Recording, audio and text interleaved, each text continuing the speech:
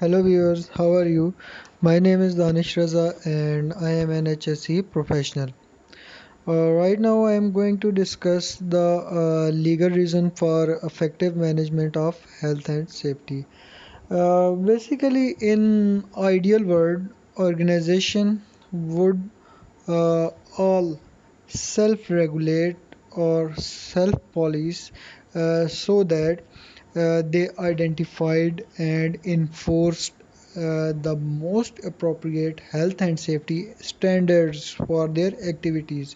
Means के ideal world में organisations जो हैं वो अपने आप को सेल्फ रेगुलेट या सेल्फ पॉलिश करेंगी शो किस लिए कि वो आइडेंटिफाई करें हेल्थ एंड सेफ्टी रिस्क को, फिर उनकी जो रिस्क असेसमेंट है या से जो उनके साथ जो भी सेफ्टी जो रेगुलेशंस हैं वो खुद जनरेट करें, इन्फोर्स करें, यानी कि वो एक हेल्थ एंड सेफ्टी स्टैंडर्ड्स खुद से डेवलप करें अपनी एक्टिविटीज़ के लिए.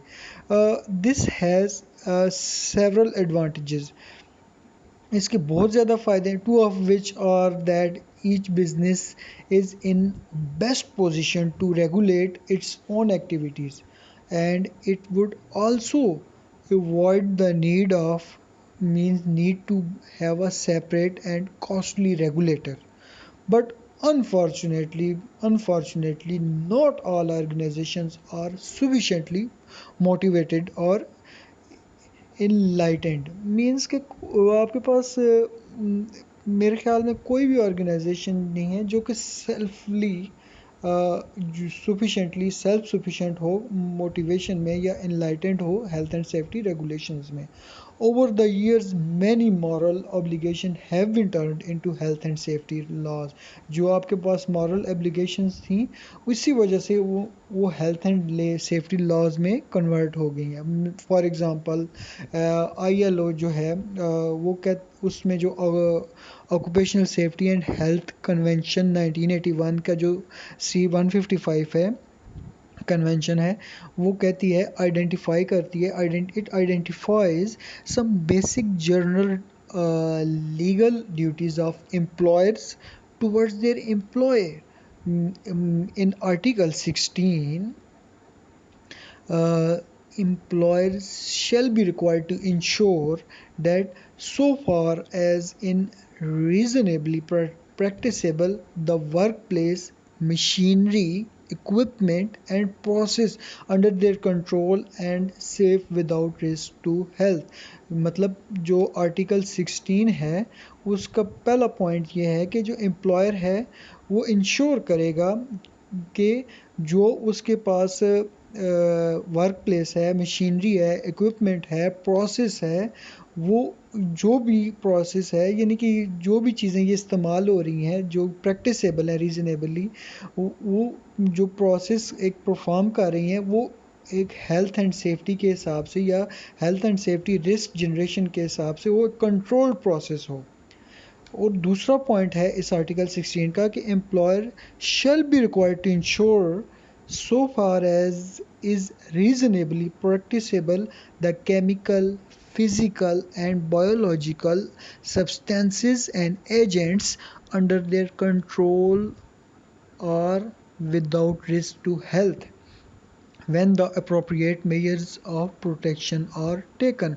मतलब ये सेकंड पॉइंट कह रहा है कि एम्प्लॉयर ने ही इंश्योर करना है कि जो भी आपके पास केमिकल, फिजिकल या बायोलॉजिकल सब्सटेंस या एजेंट्स हैं जो कि किसी खास टास्क या प्रोसेस में इन्वॉल्व हैं, वो यानी कि जो भी प्रैक्टिसेबल प्रोसेस है वो जो है वो हेल्थ एंड सेफ्टी के हिसाब से रिस्क फ्री है.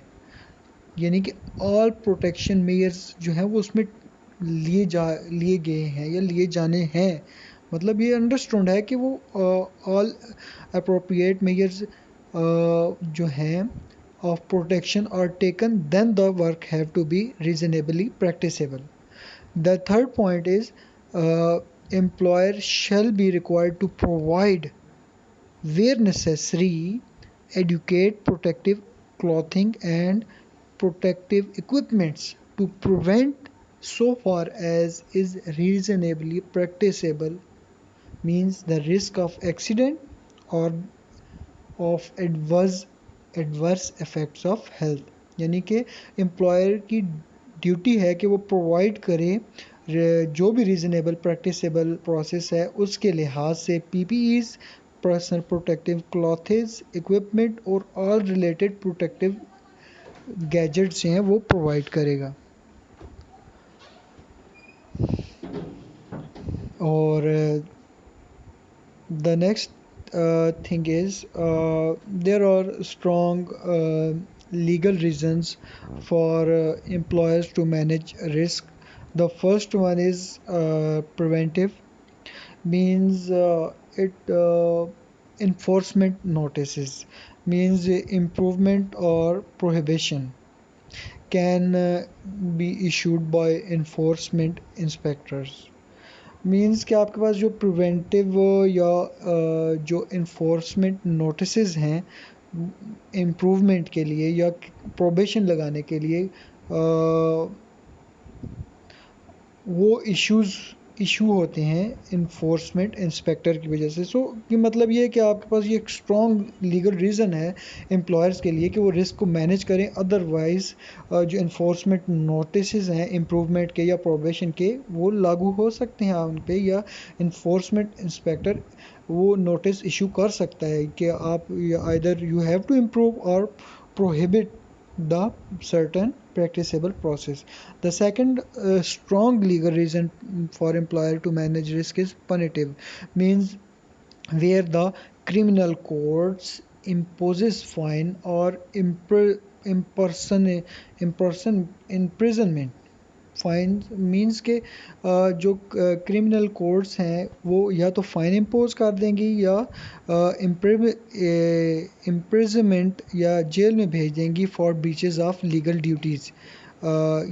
ये आपके पास पनिटिव जो लीगल रीज़न है वो आ जाता है। These punishments can be given to the company और to individuals when within the company.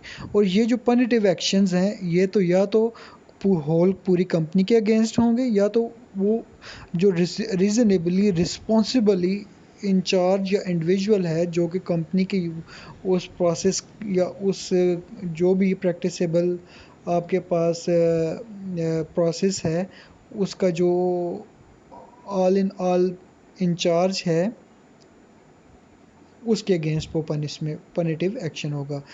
The third strong legal reason is compensatory, where employers are able to sue in the civil courts for compensation। यानी कि तीसरा reason होता है जिसकी वजह से जो एम्प्लॉयर्स होते हैं वो रिस्क मैनेज कर रहे होते हैं लीगल रीज़न होने की वजह से कि वो कंपनसेटरी एक्शन होता है कि जहाँ पे एम्प्लॉयर्स जो होते हैं वो उनको जो सिविल कोर्ट्स हैं वो एक कंपनसेशन के लिए सू कर देती हैं, यानी कि कुछ सज़ा कंपनसेशन के अगेंस्ट दे देती हैं जिसके तहत उनको यानी कि उन्होंने आइदर ब्रीचेस की होती हैं health and safety legal duties की जिनके अगेंस्ट सिविल कोर्ट उनको सज़ा दे देती है कंपनसेशन की।